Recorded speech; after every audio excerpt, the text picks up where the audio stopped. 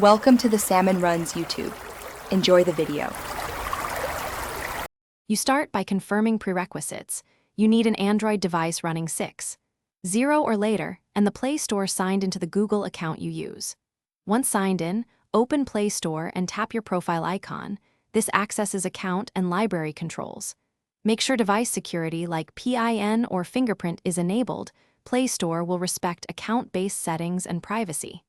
Next, access settings within the Play Store to prepare to hide apps, because these controls live inside your account and app list.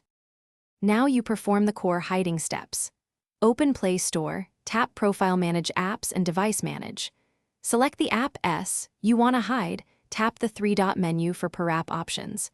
Choose Hide if available, or select Remove from Device to uninstall while keeping purchase record private. This prevents them from showing in Installed. For apps already in your library, switch to Library and remove them from visible history so they no longer appear in search suggestions or account lists. Finish by verifying changes. Check Installed and Library sections so hidden apps are gone. If an app still appears, clear Play Store cache.